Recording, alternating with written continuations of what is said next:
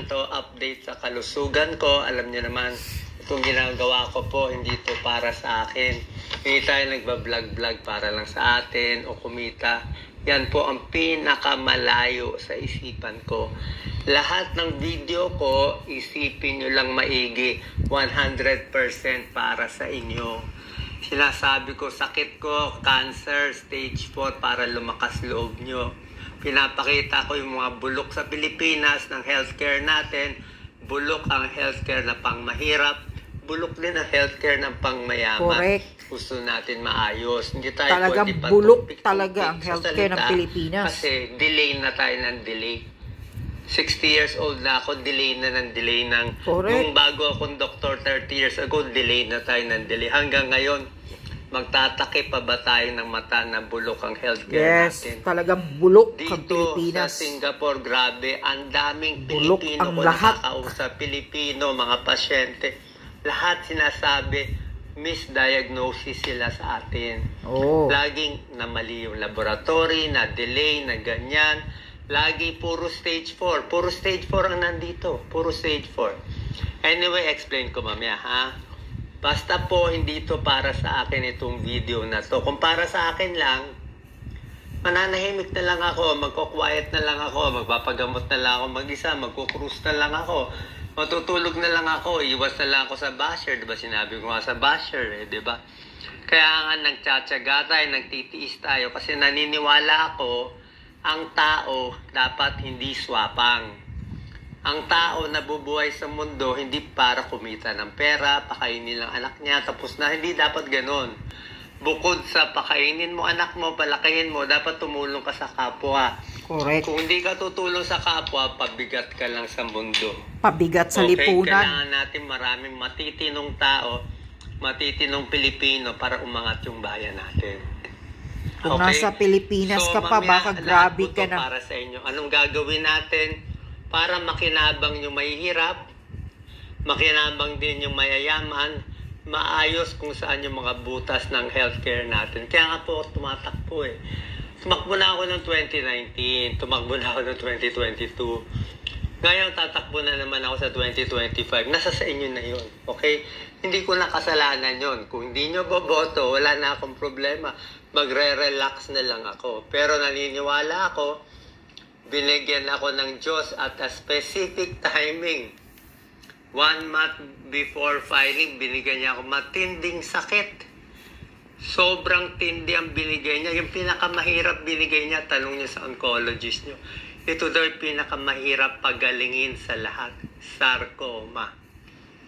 Yung mga ibang sakit na stage 4 daw, dito sa Singapore, baliwala lang daw yan. Mga lymphoma, minamani-mani nila dito, lung cancer, liver cancer, breast cancer, baliwala sa kanila, stage 3, stage 4. Pero itong sarcoma ko na stage 4, kahit yung doktor ko sabi niya, mahirap. Maganda talaga ang Singapore, ang mga pero kahit tagilid, siyempre pagamutan. tiwala tayo sa Diyos. Papakita ko lahat. Di Pakita ko katulad lang sa muna yung nangyari sa Pilipinas. akin para sa mga gusto ng update. Bago yung mga tips natin, anong gagawin natin sa bayan. Kaya relax lang, para sa bayan to. Hindi to para sa akin. Kailangan dami nag-pray eh. Kaya dapat honest ako. Ayoko tinatago. Si Senator Miriam, tinago niya sakit niya, ayaw niya paalam. Kaya nga, Sabi bakit niya, kaya kailangan ganyan yung pa ibang daw tao? ng waiver for Magtatago confidentiality. pag may sakit. Ako open ako kung positive, buhay kong patay kong patay. Tama, Bakit magsisinungaling? correct, tama ka talaga, Hindi Doc ba kayo Willie. nasanay lahat ng politiko sinungaling? Mga Mag-try politiko naman kayo sana ng politiko papatayin yung honest mga at hindi corrupt. siraulo, mga Yan, kawatan pakita ko na lang mga politiko. pictures. Yan. Ito ang dati kong pet scan. Oh, yan Ito ang na yun, pinakamalapit. cancer niya, oh. Ang bukol, Lumiit ito na. lahat to ang bukol eh. This whole thing is the bukol. Oh. Lahat yung malaking bilog na yan sa gitna, bukol yan. Ito parang football, grabe oh. Spine, no? Pero, ang pinakasalbahe, itong may ilaw. Oh, yan pala. So parang araw, mga 4 cm yan siguro.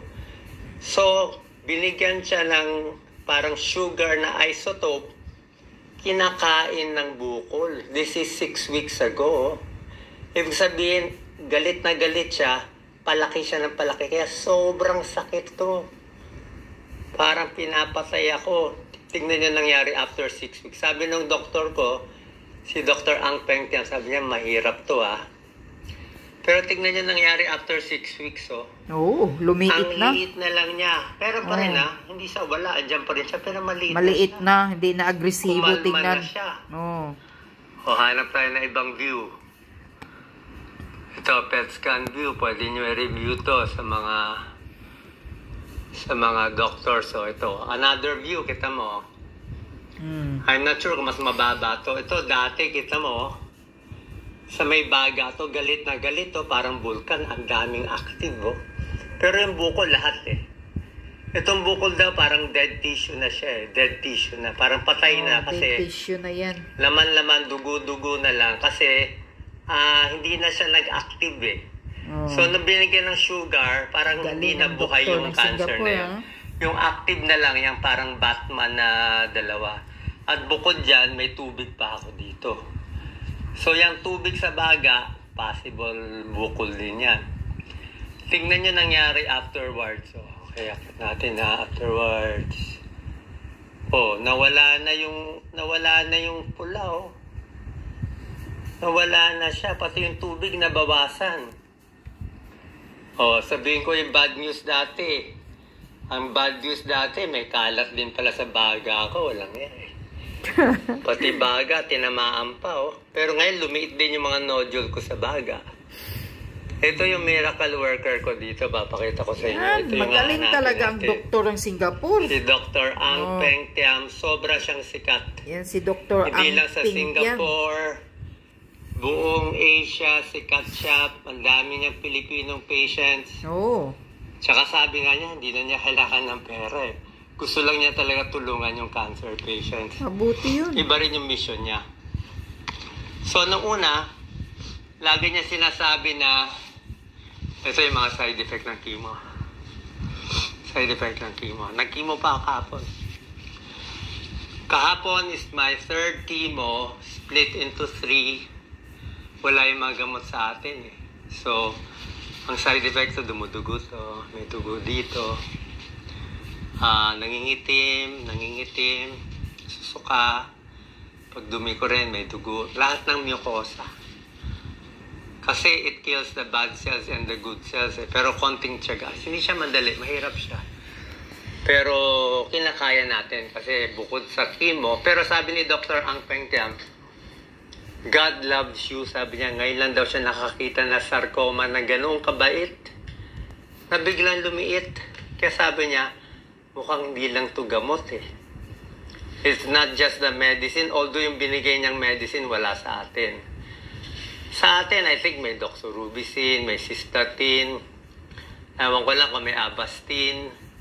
Ewan ko lang kung may Neupogen tayo pang WBC. Pero meron pa siyang Neulastine na matindi. Tapos yung albumin ko, 6 na ganitong bote per week. Sa atin, dito gana binibigay nung nasa PGH ako.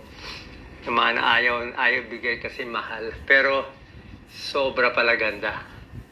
Sobra ganda. Laging cost tayo. So, okay, balik tayo sa mahirap. Yun naman ang gusto natin. Nakwento ko lang sa inyo. So, mukhang okay, mukhang gumagaling, mukhang God's will. Pero ako kasi, whatever time God gives me, okay na ako Nung may sakit ako, umiyak ako. Kahit 1 day lang ako mabuhay, okay na. Ngayon, 1 week. Ngayon, ang plano ko hanggang May 2025. Ngayon, syempre, ang plano ko, tatapusin ko yung term ko, di ba? Hanggang 2020. So, God, I need 7 years. Di ba? I need 7 years. Kasi kung wala ng purpose yung buhay ko, di dapat patayin na ako, di ba? Correct. Saka natutuwa pag nasa naman Pilipinas ako, ka, Dok, baka sa simbako, atin. patay So, ka na. ang katotohanan natin ay yan ang katotohanan. Kasi mga mikosa. Dahil ang healthcare ng Pilipinas, puregaba. Kaya dumudugo siya. Imbis na gagaling ka, mamamatay ka doon sa Pilipinas pag nagpa-doktor ka. Nagsasuffer sa mahirap na healthcare, pati pala mayayaman. Yung mga biopsy natin, 1 month result.